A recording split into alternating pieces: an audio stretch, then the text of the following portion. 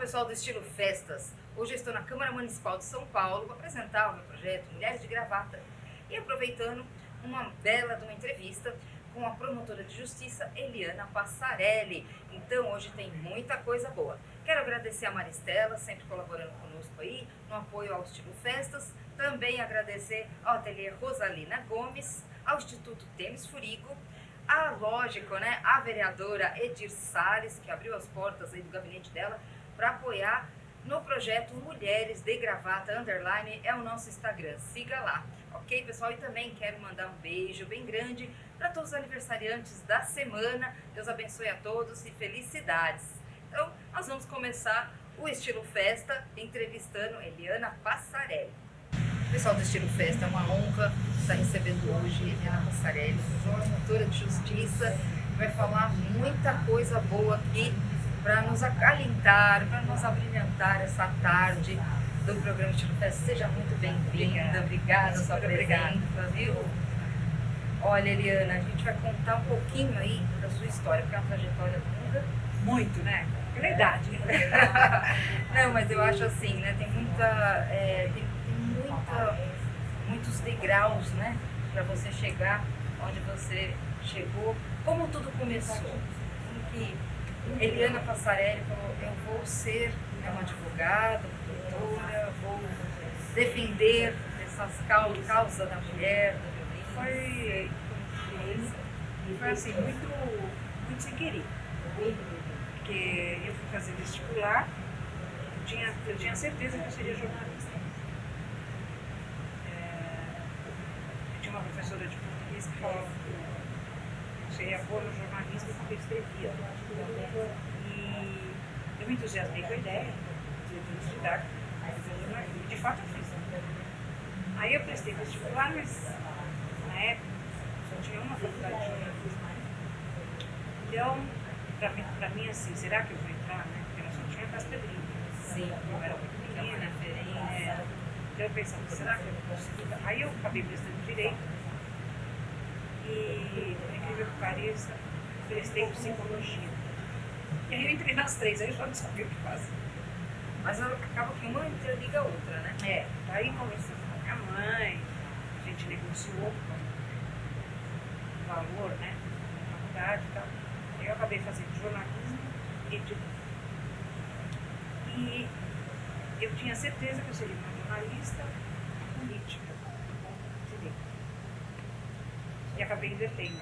Fui para o direito, terminei o jornalismo e fui para o direito, não tem nada a ver. Mas, sim, já na faculdade de direito, quer dizer que o que mais me absorvia realmente era o direito penal. Tive a honra de ser professora. E acabei entrando no Ministério Público, porque para mim era a carreira mais bonita que tem. Você consegue fazer justiça de uma forma muito prática. Na verdade, não é o fato só de acusar e condenar. Realmente procurar fazer justiça. Porque tem um caminho longo entre um e outro, né? E a gente sabe que tem muitas coisas que ficam ocultas, nem sempre. Porque até a gente estava conversando aqui nos bastidores aqui com os colegas, né? Deve ser muito complicado, principalmente quando envolve a família, parte da família, né? Então houve um assassinato, houve uma violência e um assassinato. No Brasil, os últimos suspeitos são os entes queridos da família. Aliás, começa por eles. A investigação sempre começa pela família. Mas são os últimos que as pessoas imaginam que sejam os culpados, né? Se for um marido, se for um pai, né? O que seria?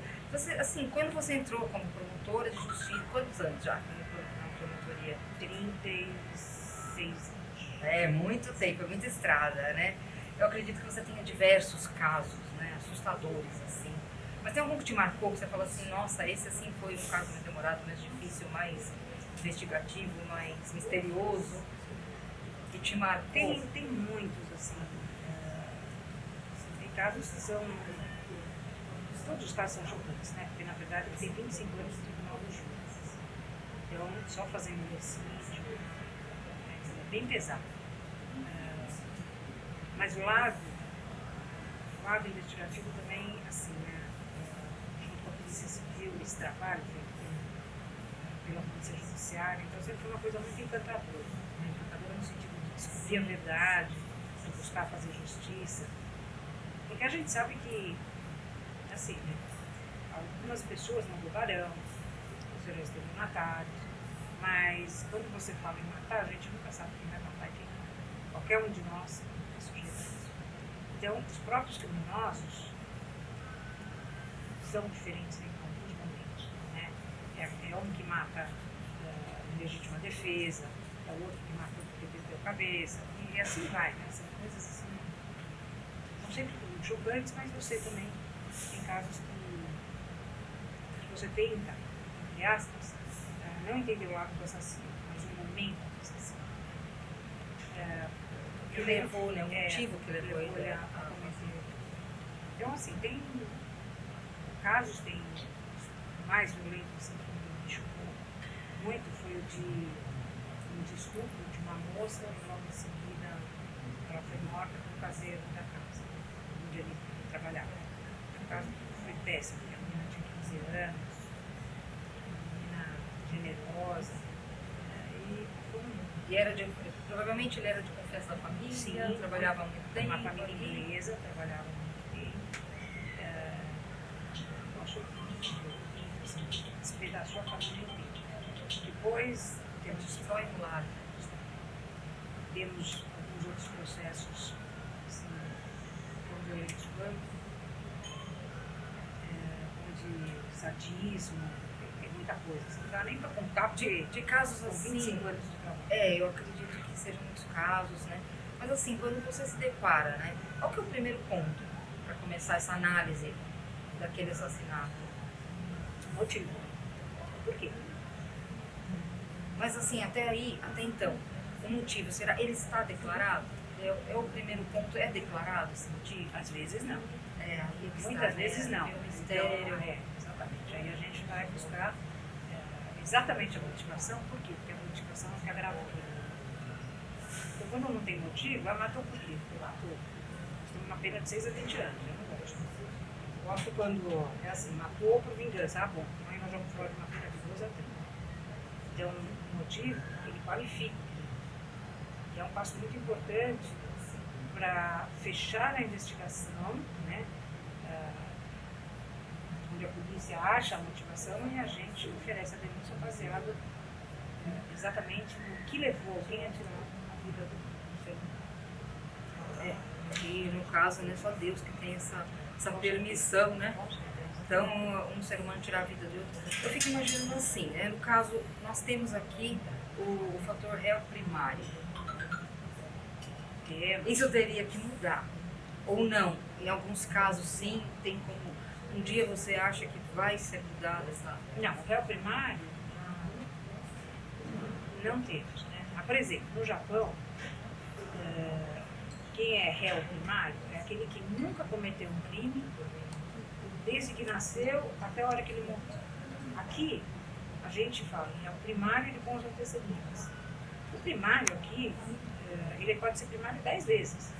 Porque ele comete o primeiro crime, não é apenado. Ele comete o segundo, não é apenado. Ele comete o terceiro, não é apenado.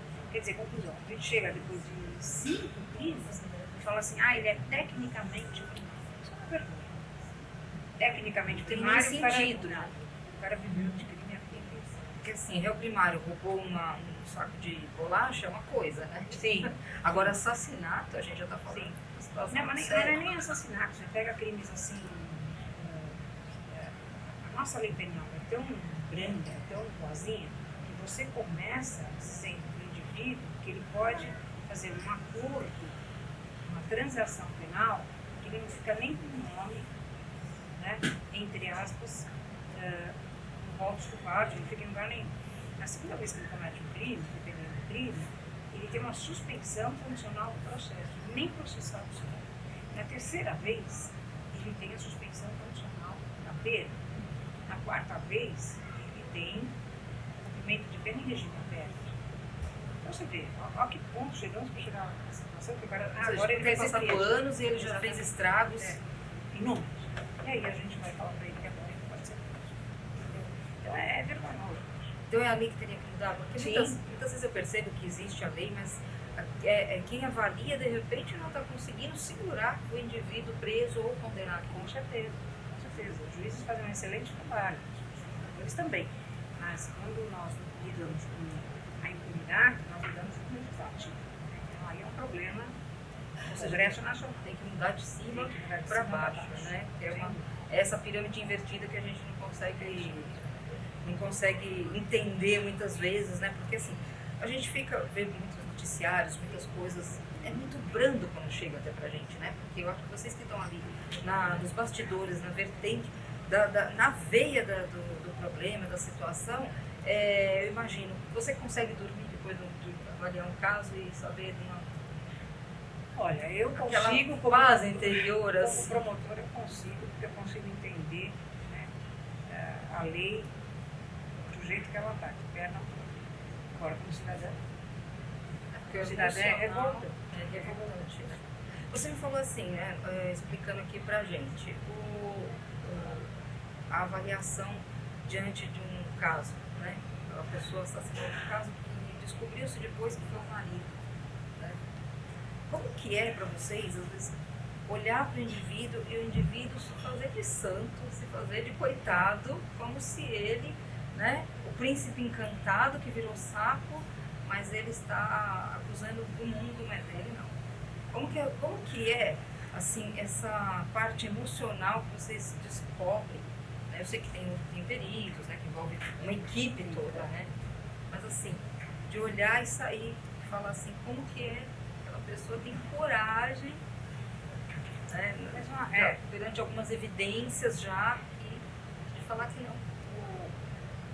Que ele amava aquela mulher. Ah, sim, sempre eu amo. O amor faz milagres, inclusive eu subi também, né? Coitada da vida ir embora. Mata por amor. Isso é menos comum do que se imagina. Porque quando o homem acaba matando a mulher numa situação de traição, não estou nem falando de traição, né? Traição dele, estou falando de uma situação que envolva o ciúme, o ódio, a traição, que envolva o casal, normalmente ele confessa. Mas você acha que é um remorso que bate assim? Ou então, não tem jeito, deixa eu falar. Quando ele é um cidadão honesto, aí vocês vão falar, bom, mas é um contrassenso, né? Ser honesto e mal. Mas tem muita gente que é honesta e acaba matando. Não é isso. Quando ele tem uma vida responsável, uma sociedade, uma vida, entre aspas, digna, até que ele cometeu um homicídio, esse indivíduo, ele confessa. Esse é o famoso criminoso passional. Ele confessa e quer pagar a pena. Confessa e se mata. Mas seria assim, para ele é um peso como se ele muito se grande. livrasse daquele peso. Isso, um peso muito grande. Quando ele é articulado, quando ele dá pouco se lixando, a maioria dos casos, né, para a vítima, para as consequências do crime que ele causa, ele tem que até enrolar. Mas chega uma hora que a técnica vai ser maior, né, não só da polícia civil, do próprio instituto de criminalista, e vai chegar no período. Aí ele tem que ir confessando, pelo menos ele tem uma diminuição de pena, exatamente. E tem vezes que eles são tão surtados que eles não vão diminuir, não vão admitir nunca. E aí chega a ser engraçado, né? Porque aí você faz toda a cena do crime, né? Faz toda a volta para chegar à prova, né? E ele fica lá negando, realmente tem que fazer. Essa forma assim que a lei, né, permite que você confessando, a gente dá uma amenizada aqui pro seu lado, isso é bom ou é ruim? Porque alguns casos ajudam, mas outros não. Como que seria? É um atenuante. Porque Atenuante parece que bate de frente. Não, quando ele confessa, a gente diminui a pena final dele enquanto o juiz determinar. O juiz determina o que a gente chama de quanto a pena, né? Quanto vale para a confissão dele. Por quê? Porque, obviamente, ele economiza na investigação, ele faz com que a gente economize na investigação, economize na prova, economize na instrução. Então, assim, meio que, tá bom, você confessou, você diminuiu toda a dinâmica do processo penal do Estado, então a gente vai levar em consideração isso. Mas é muito relativo, né? Porque quando Está ele ajudando, está colaborando. Mas quando ele confessa lá no final da ação, já não adianta mais, já não é muita vontade. Né? A gente vai para o intervalo agora, né? Rapidinho, a gente volta já com a Helena Passarelli.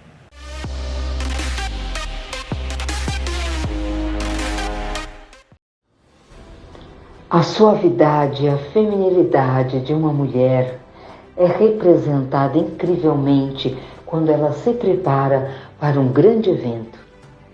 Aqui na Wells Modas by Atelier Rosalina Gomes, tenho vestido no estilo que você procura. Wells Modas by Atelier Rosalina Gomes, para atender você em qualquer ocasião.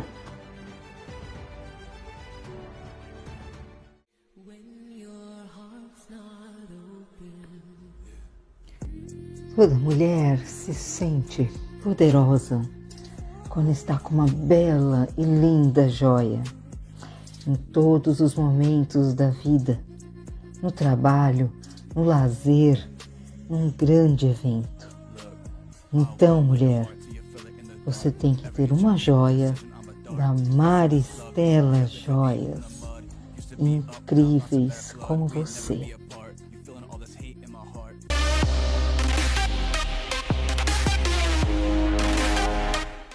Nós voltamos no nosso intervalo com a Helena Passarelli, promotora de justiça, muito respeitada aqui, já desvendou muito caso, né?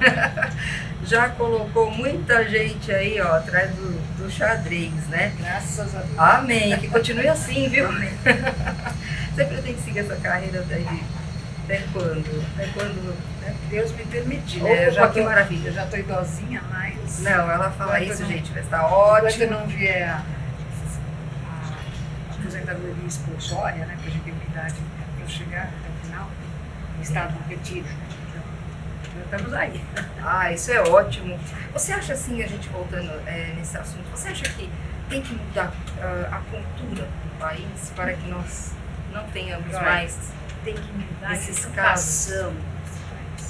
Educação. As pessoas não conseguem ter acesso a nada das coisas. Não conseguem ter acesso a comida, não conseguem ter acesso à saúde, não conseguem ter acesso, não é cultura não, escola. Então, enquanto a gente não passar por isso, não chamo nem de aculturamento, eu chamo de dignidade pessoal das pessoas, realmente. É um trabalho de formiguinha, a gente está falando, né? Sim, é um trabalho de formiguinha. É uma coisa muito complicada, né? E também a mudança da lei penal. Passa exatamente pelo princípio, que a gente chama de princípio da intimidação. Né? Quando você consegue colocar na cabeça do pseudo-criminoso, aquele cara do potencial, eu vou cometer um crime porque me compensa, ele tem que ter na cabeça o seguinte, não vou cometer um crime porque o crime não compensa. Eu não sei de onde essa frase surgiu, né? Surgiu pelo princípio da... Porque ou é preso ou é morto. Não, aqui nós temos uma impunidade, aquilo que eu te falei, você passa por 5 estágios para chegar até o cárcere. Impressionante, né? O indivíduo vai sendo graduado para poder no crime até realmente ser condenado definitivamente. E nós estamos falando também de organizações criminosas, né? Que vai muito além, né? Que hoje é o que está dominando. Infelizmente. Eu tenho assim, no caso, como a gente fala muito de violência contra a mulher, né? A gente agora está fazendo essa campanha, esse movimento, o projeto que eu tenho aqui na Câmara contra a violência da mulher. Então, mais a violência tem crescido, né? Principalmente da pandemia para cá, os números têm sido assustadores. Por que você acha que cresce? Na pandemia cresceu porque nós não tínhamos, nunca tivemos o hábito do casal ficar junto 24 horas. Então, na pandemia, aconteceu realmente um novo fenômeno. As pessoas estarem todas dentro de uma casa, todos confinados a um quarto, todos confinados sem dinheiro, muitas vezes. E aí aquilo passa a ser um canal de violência mesmo. Num segundo momento, quando nós falamos pós-pandemia, que cresceu muito, que você tem algumas mulheres que se tornaram independentes, que foram trabalhar tornaram empreendedoras, se tornaram mulheres independentes do ponto de vista econômico, e é onde passa a violência mesmo. E daí a violência aumentou porque elas não estão mais dispostas a conviver com aquela violência. Passaram a denunciar, passaram a sair, passaram a ter vida própria, e aí o número cresce de novo. De lá para cá tem decolado esse número, infelizmente, né? Ainda bem que tem assim, não só o projeto que eu tenho aí na Câmara, que a vereadora Edir Salles me apoia, mas também outros, e que cresçam até esses movimentos, esses projetos, para que a gente possa combater. Porque enquanto não conseguimos eliminar de vez, né? Mas assim, você acha que assim, no caso, muitas mulheres sofrem violência doméstica e também violência fora, né, de casa, porque hoje a gente está falando de violência dentro de uma empresa, dentro de um transporte público. Isso sempre tem. Né? Mas hoje, assim, acho que pela informação que está correndo mais à vontade, por conta de mídias sociais e tudo mais, as mulheres também passam a ter mais conhecimento, porque muitas elas se calam, falam só comigo, então se eu falar eu vou passar vergonha na rua, e hoje elas não têm mais isso. Né? A voz delas já está mais aflorada, né? Porque hoje tem informação, né? Então, com a informação, você consegue. Então, porque assim, no nosso assunto, muitas vezes eu penso assim, mães, às vezes, criam filhos machistas. Sim. Então, isso daí então vem de dentro do lar, já às vezes um homem que é violento com a namorada, com a esposa. Por isso que eu falo, faça a preocupação. Sem dúvida alguma, pais e mães acham que você não é responsável por essa educação primária, né, que é a de casa. É exatamente o inverso. Você é responsável, você tem a obrigação de mostrar qual é o posicionamento, né, dos seres humanos em geral, do homem e da mulher. Né? Devem ser tratados em igualdade. Não pode haver essa divisão. Então, assim, você, homem, não pode chorar. Você não sei o que, não pode isso. Não pode isso. A educação passa exatamente por assim. Você não ouse fazer isso com a sua mãe. Você não ouse fazer isso com a sua irmã. Você não ouse fazer isso com a mãe. Então, faça exatamente por essa coisa, medo da força física. E óbvio que os homens são fisicamente muito maiores que as mulheres. Já da natureza ter mais força, né? Condição física, exato. A condição física já te obriga, né, a dizer ao seu filho, né, o forte ele é, que ele não possa gostar de uma mulher diferente. E ao mesmo tempo, essa igualdade do ponto de vista emocional. Né? Olha, é um assunto muito complicado e muito delicado, porque quando a gente fala de família, de mãe que cria um filho, né, para ser um machista, porque assim, nós temos até assim, várias situações. Muitas vezes o filho cresce violento porque já vê o pai sendo violento com a mãe. E aí muitas vezes ele vai contra isso, fala, não, eu vou ter a minha família, eu nunca vou fazer isso com uma mulher, né? Ou ele vai ser igual ao pai. Então assim, teria que de repente ter mais projetos ou mais movimentos que já desde a infância, desde a partir do momento que a mulher teve seu filho, ela já criava no filho um comportamento de respeito, porque ele não está falando assim, não precisa morrer de amor por ninguém, não de respeito, que é o mínimo que o ser humano tem que ter pelo outro. E tanto, né, eu acho não, com certeza, isso passa pela escola também. Né? Os professores têm que ter essa visão. É um complemento, porque a escola é uma extensão da casa da gente. Às vezes a escola está mais do que a própria escola. Hoje em dia também tem muitos assuntos aí que são conflitantes, né? Famílias que falam, eu não tenho tempo de criar meus filhos porque eu trabalho o dia inteiro, busco, eu deixo na escola e só busco quando eu volto do trabalho. Ok, legal, mas eu acho que tem que ter sempre o seio familiar, eu acho que tem que ser a base de tudo. Acho não, tenho certeza, né? Tem que ser a base de tudo. Então, assim, independente de horário, de trabalho, de loucura dessa vida aí, as mulheres têm que sim trabalhar, têm que ter sua independência financeira, têm que também ter o seu sonho realizado profissionalmente, mas eu acho que vamos olhar um pouco para o fator família. Né? Deus, família, o que comporta, o que compõe, né, a nossa vida um dia. Porque o que a gente é? é o que a gente aprendeu lá atrás, né? Poxa, tanto na escola quanto dentro da família, né? Você acha mais assim, fácil evitar a violência do que combater? Evitar a violência é através dessa educação. Eu vejo uma educação primária ou secundária. Isso que nós estamos fazendo é uma forma de educação. A educação, ela passa por cursos, ela passa por aprofundamento, ela passa por tentar saber, entender, né, quais são as consequências de um ato não pensado, de um cometido. Agora, combater, quando ela já é erradicada, quando ela já é enraizou, que é o nosso caso, né, que assim, abate que está tudo certo, quebra que está tudo certo, que está tudo certo no lugar, é complicado. E isso, já falei, vou repetir, você gera, né, a possibilidade de... Assim, você vê hoje a mulher, né, vamos colocar dos últimos 20 anos, né, para não falar tão recente e também não tão lá para trás, né? A mulher que sofre hoje uma violência doméstica, por quê? Ou uma violência em geral pode ser dentro da empresa. Por quê?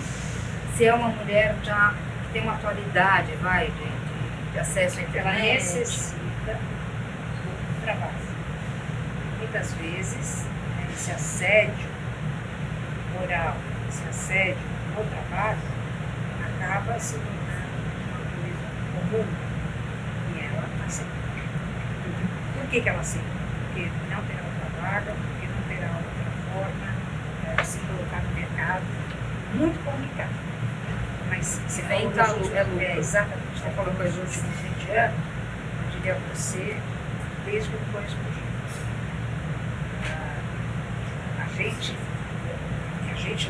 as pessoas acabam aceitando como uma moeda de... Hoje, talvez, as coisas estejam muito melhores do que a informação. Que ela sabe, que isso é assédio. Praticamente ela nem não tinha conhecimento. Não chegava até ela esse conhecimento, né? A gente está aqui para encerrar, falta aí um pouquinho ainda, 2 minutinhos aí, mas eu gostaria de deixar as considerações finais. Bom, primeiro, te agradecer muito, né, por poder estar aqui, por esse evento, que a gente está participando, muito importante, e que mais programas, né, programas sociais, fossem pensados, não como, assim, como é que eu vou te dizer? Não como assim, eu vou quebrar o chandário. Não, é necessário para que, como é que o mundo se deve, que a gente tem que fazer, que a gente possa trabalhar melhor, né? Que todos os cidadãos sejam tratados. Eu acho que é o mínimo, né? É o mínimo. Nós temos aí, porque muitas vezes a gente oferece o respeito, mas não tem o respeito, oferece a dignidade, mas não tem a dignidade de volta, né? Antes de encerrar, vou pedir o presente para Eliana aqui, que é um carinho, pela presença dela aqui. Muito obrigada mesmo. Olha, eu que agradeço. Eu fico assim honrada. Olhando para sua mãe. Honrada, minha mãe aqui da produção, Dona Neiva, eu fico honrada demais. Eu tenho uma satisfação de conhecer a satisfação é minha. Você que acompanha, você não me vê, mas eu te vejo. Obrigada pela gentileza. Olha, espero que você goste. Muito obrigada mesmo. Que Deus abençoe sua vida profissional, sua família, né? E todo o seu trabalho bonito que você tem feito aí, acariciando mesmo, porque é um carinho quando a gente vê uma profissional se dedicando, que fala assim, os olhos brilham porque gosta do que faz, isso é muito importante. Precisamos de mais Elianas, que você possa deixar legados também aí para essa profissão que a gente precisa, né? A gente precisa, eu digo a gente porque assim, eu trago para mim a responsabilidade com esse projeto de orientar, ser a voz das mulheres, então vamos lutar, não vamos desistir de termos o nosso lugar. É uma igualdade, como você falou. Não queremos estar acima, mas também não queremos estar abaixo. Nós queremos a igualdade e é isso, para isso que a gente está aqui. Obrigada. Muito obrigada mais uma vez. Seja sempre bem-vinda, viu? Obrigada. E você quiser deixar as suas mídias sociais, para o pessoal te eu acompanhar? no Instagram, normalmente, Eliana Passarelli com 2 S e 2 L's. 2 S e 2 L's, Eliana Passarelli, quem não conhece, nossa promotora de justiça. Eu vou ficando aqui, eu agradeço imensamente a audiência de todos vocês, fiquem sempre com Deus e seja joy. Recado para você, eu estou aqui para representar uma associação, Associação dos Anjos de Cristal. São as crianças com osteogênese imperfeita.